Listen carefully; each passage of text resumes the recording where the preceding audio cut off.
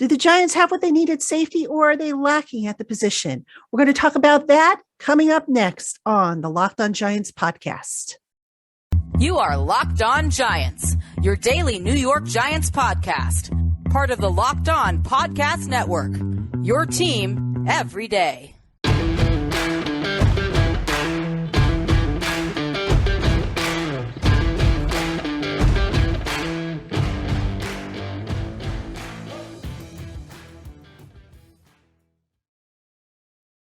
Hello, New York Giant fans, and welcome to another edition of the Locked On Giants podcast, part of the Locked On Podcast family, your team every day. My name is Patricia Traina, and thank you so much for making the Locked On Giants podcast your first listen of the day, or if watching on YouTube, your first watch of the day. We are coming to you wherever you get your podcasts, free and available. That's right. Who says there's nothing free anymore? You can get the Locked On Giants podcast free. You can get all of our podcasts on the Locked On Network for free. So check out the many, many others that we have in baseball, other football teams, hockey, basketball, whatever your sport, we probably have something for you.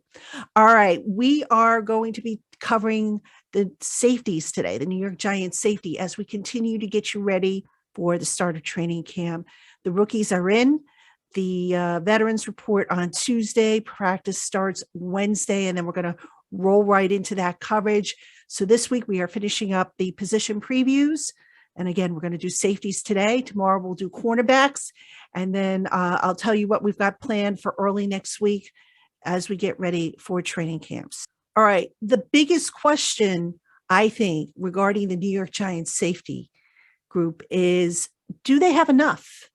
You know, you look at the numbers, and on the surface, it looks like they're very thin at the position.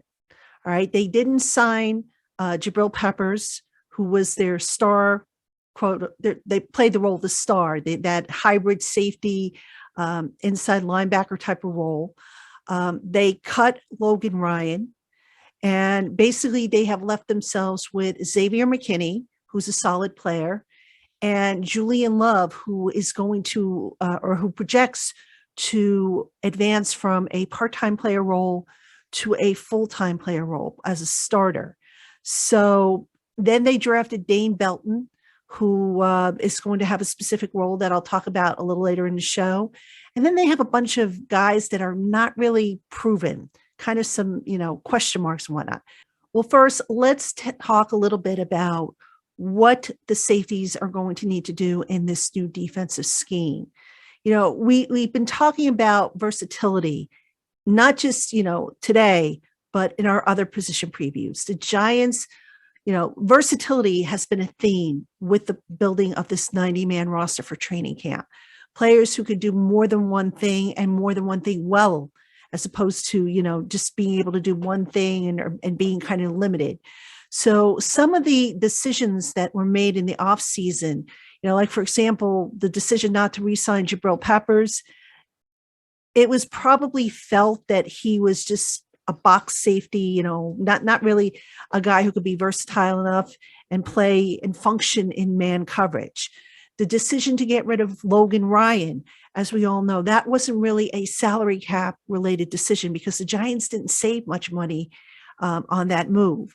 That was, again, a scheme related fit, because if you look at what the safeties are going to be asked to do in the Wink Martindale defense, they need to be versatile. They're going to play a man scheme, primarily a man scheme, very heavy coverage, right? So you're going to see situations where the safeties, on one play, you might see Xavier McKinney in the box. You might see Julian Love deep. You might see on the next play, it reverses.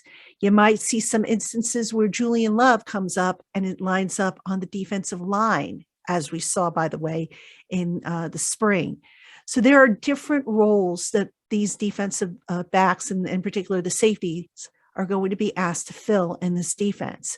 So the Giants, in their evaluation of what they had, decided that, look, we've got to get more versatile. We've got to look at different, guys for different types of roles and whatnot.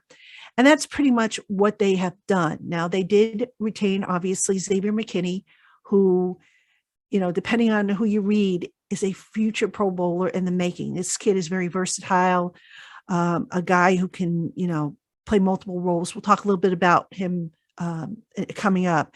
You also have Dane Belton, who they added. They added some undrafted free agents, some veteran free agents that they picked up off the street. Henry Black, for example. Trenton Thompson was an undrafted free agent. Yusuf Corker out of Kentucky, an undrafted free agent. So they have a bunch of guys who basically they're going to throw into the salad pot, so to speak, and kind of see, what comes out of it, what kind of combination or what kind of dish comes out of it. And we'll talk a little bit about each guy and what they bring and what their roles are in just a bit. But, we talk about numbers when it comes to this group.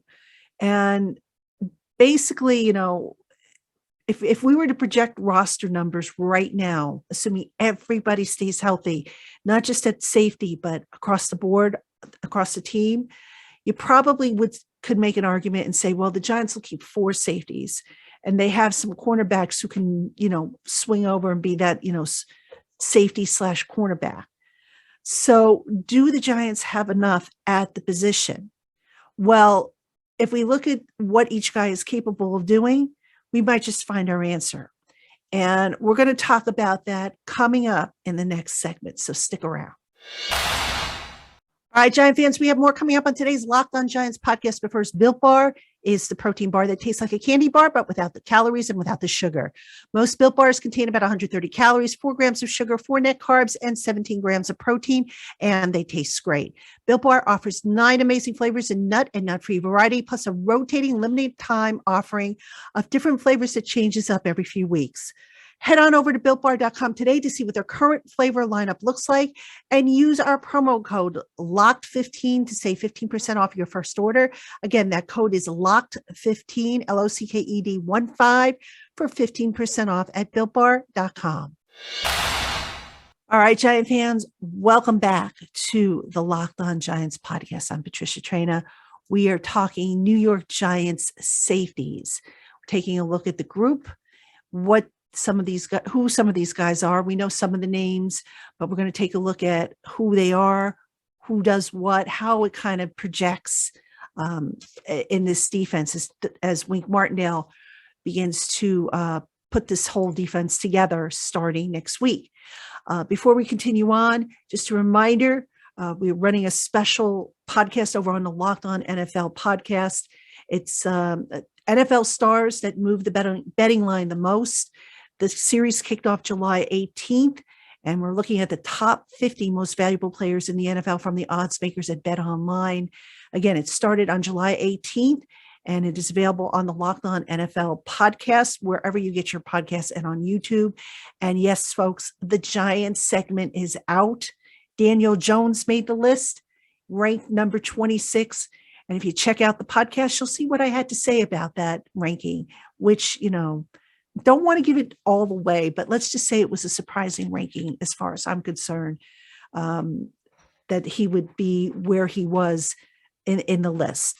So let's just say that it was a bit of a surprise where Daniel Jones ranked, and that was number 26. And you'll hear what I had to say about it if you check out the podcast. All right, let's get back to the Giants safeties. And I want to talk about the specific roles that I think these guys are going to play. And let's start off with Xavier McKinney. McKinney is really the guy in that room. All right. If you're looking for the alpha, he would be it. And the Giants are going to really take advantage of his skill set, his versatility that he showed when he was at Alabama. Started to show that with the Giants, but, maybe not as much as he did when he was in college. So I think if you were to compare what Xavier McKinney is probably going to be asked to do in this Giants defense under Wink Martindale, think in terms of the Ravens' Chuck Clark. I think it was Chuck Clark, who was a box safety. He played the deep safety. He played the slot, and he also rushed off the edge. So it's interesting because Xavier McKinney, his pass rushing last year, he played on 4 pass rushing snaps according to Pro Football Focus. had one pressure. So that's a 25% pass rush rate. So I think the Giants, maybe saw that on tape, that he has that ability, and they're going to deploy him a little bit more in that role. I mean, in the springtime, we did see some alignments where he was lined up on the edge and as a pass rusher. Now, again, in the spring, you really can't tell a whole lot because the offensive line isn't really able to protect the way they need to with the physicality that they need to. But it was an interesting deployment and maybe a sign of things to come for Xavier McKinney, who is, a great player. I think he's got potential to be a Pro Bowler for this Giants team. All right, let's talk about some of the other guys. Julian Love gets promoted from part-time duty to what it looks like is going to be full-time duty.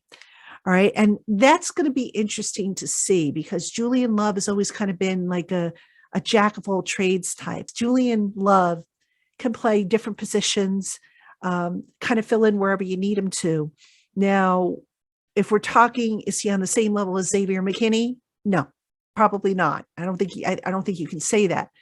But if you need him, on certain spots for certain types of packages, Julian Love can probably give you that, and he can probably give you a full game's worth of snaps. Now, how he responds, that's another story. But he's got that ability to play in the slot.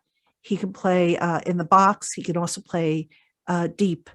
So we'll see exactly how he is deployed in this heavy man coverage scheme. All right, let's talk Dane Belton, the draft pick.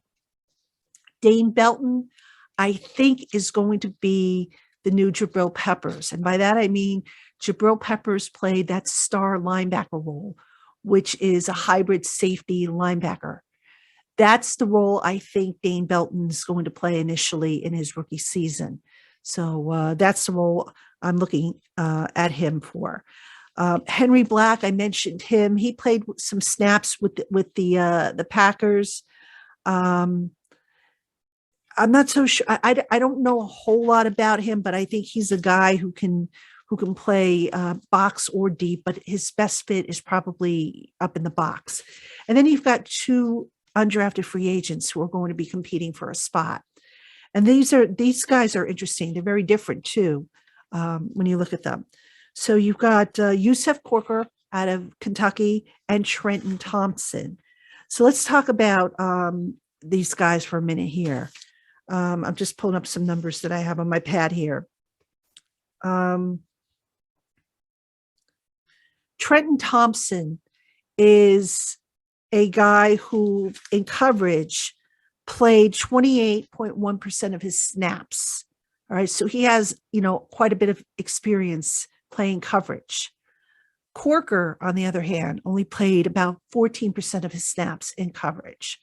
So if you're looking for a free safety type, a guy who you can put in coverage, Thompson would probably be your guy. And then, you also throw in the fact that Thompson is a very good special teamer. And you wonder if maybe that gives him a little bit of an edge over Corker. Thompson is also a good fit for this scheme that Wink Martindale wants to run because he's a man cover safety who, is going to a team that's going to probably play a lot of cover 0 and cover 1. Corker, let's talk about Corker now. Corker, I mentioned, only has played in coverage 14% of his snaps, but he has experience as a deep safety. So the question now becomes, if you're Wink Martindale, which guy offers more to you, offers more to your defense? Corker's going to be asked to play special teams too, but is he as, solid in that role as Trenton Thompson? That remains to be seen. But, the first priority is going to be which guy is the best fit for the defense and what Wink Martindale wants to do. Which guy is not overlapping with what they already have at the position. So these are some of the questions that they've got to sort through when they get to training camp. Right now, if I had to take a guess, I would say maybe Corker has the advantage over Thompson, even though Thompson, like I said, has had special teams and he's been very good at special teams. But you know what? All the young guys are going to be asked to play special teams and they're all going to be asked to contribute. And I'm sure they're going to find guys who can contribute and make tackles and do all the things that need to be done on special. So I'm not so sure that that Thompson has the advantage in that regard. But again, it gets settled on the field, and we'll see who emerges as the guy for the Giants. All right, coming up next, some questions about the safety position on the Giants team. That's coming up after this break. All right, Giant fans, welcome back to the LockedOn Giants podcast. We're talking Giants safety as we get you ready for the start of training camp next Tuesday. The rest of the team reports. First practice on Wednesday, first padded practice on Monday, August 1st. We will bring you all the latest, everything you need to know from Giants training camp. We'll have updates, and I'm going to be expanding the coverage, which means if there is a practice on Saturday or Sunday, I'll have a show for you on the corresponding day. So won't leave you hanging. And I hope you will check out my coverage here on the LockedOn Giants podcast, as well as over on Giants Country. We're going to have wall-to-wall coverage of the New York Giants training camp with some features, interviews, specials, you name it, we're going to have it. So excited to bring that to you. Let's get back to the Giants safety group, which we're breaking down a little bit here, and some questions that I have about this unit going forward. The first question that I think needs to be asked concerns Julian Love. And I alluded to this a little bit earlier in the show, but it looks like Julian Love is going to have a much expanded role, a lot more snaps to play. Is he up to that? Is he up for that? Love, he's been solid. He's done what has been asked of him. You put him out there and you can honestly say in the past, he hasn't really been a liability, hasn't really, screwed up or missed any assignments. But there's a difference between playing, a percentage of the snaps versus playing all the snaps, which potentially he could end up doing in this defense. So how is he going to fare with the bigger role, not just the work role, the number of snaps, but the responsibilities that he's going to be asked? There's going to be different responsibilities. How is he going to fare with all that stuff? So that's a big question that needs to be seen. Now, Julian Love's a smart guy, by the way. I think he's going to be fine, but, you got to see him out on the field and how he does. All right. I mentioned this in the other segment, but I'll mention it again. Who's going to be the depth at this position? I mentioned Henry Black, who played a little bit, was like a slot cornerback, box safety for the Packers in about 200 or so snaps. He's a veteran. You have the two undrafted free agents, Corker and Thompson. Which one of them are the Giants going to go with? Or might the Giants just wait and pick somebody up off the waiver wire? That's always a possibility as well. How many safeties are they going to keep? My guess is they'll keep 4 and put maybe one on the practice squad, the runner-up, if you will, in the Corker Thompson competition. But might Henry Black sneak onto the practice squad? It's a possibility. So you want to have backup depth. You don't want to leave yourself without depth on the practice squad. There is a possibility that the Giants could end up keeping most, if not all, of their safeties that they are bringing into camp. So that's going to be interesting to see. We talked about some of the deployment, some of the things we saw in the spring. What other things does Wink Martindale have in store for this group? And does he have the skill set that he needs to do what he wants to do at the position? I mentioned the versatility of Love and especially of McKinney. I think they do. But you know what? As with anything, they got to keep these guys healthy, because if they don't, then you know what? It doesn't matter who they have or what these guys can do. They're not going to be able to trot these guys out and have them be effective. So that, injuries, obviously a big issue. And then the other thing I'm kind of curious to see is how the safeties are going to work with the cornerbacks. And I'm going to cover the cornerbacks on tomorrow's show, but basically the safeties, this defense needs to work hand in hand. Dexter Lawrence back in the spring mentioned how everybody needs to know the guy next to them, what he's doing, that the communication needs to be there. Well, you've got some young guys at cornerback. Adoree Jackson is experienced, Aaron Robinson has some experience, but not a whole lot. And then you have guys behind those two that aren't as experienced. And it's just, how are they going to fare when you mush them all together and start, forming these defensive backfields? So that's a bit of a question. But, overall, and, I'm doing, like I said, I'm doing the cornerbacks separately. If you were to ask me which unit on this team is the biggest concern, got to say the defensive backfield. And I include the safeties and the cornerbacks. They have bodies. Do they have the skill set that they need that can play at a high enough level? That's what we're going to find out when we get to training camp. Again, it starts next week. And let's keep our fingers crossed, because look, you can't cover everything. You can't fix every hole in one off season. And, the Giants, for the most part, did a good job addressing the lack of depth across the board. But is it enough? Did they do a good enough job to where it's enough to get them by this season? We're going to find out soon enough. All right, folks, that is going to do it for us here on the LockedOn Giants podcast. As always, thank you for tuning in. Make sure you tune in tomorrow. We're going to wrap up our preview with cornerbacks. And also, next Monday, I have a special interview with NFL Network's Judy Batista. We talked Giants, we talked Brian Dable, we talked Saquon, Daniel Jones, we talked defense. Judy had some really, really good insight that she shared with me, and that I can't wait to share with you. That show is going to drop on Monday if you want to check that out. Again, that's Judy Batista of the NFL Network. So hope you will check that out. Hope you will check us out tomorrow. Thank you, as always, for making us your first listen of the day, or watching on YouTube your first watch of the day. Until tomorrow, have a great one, everybody.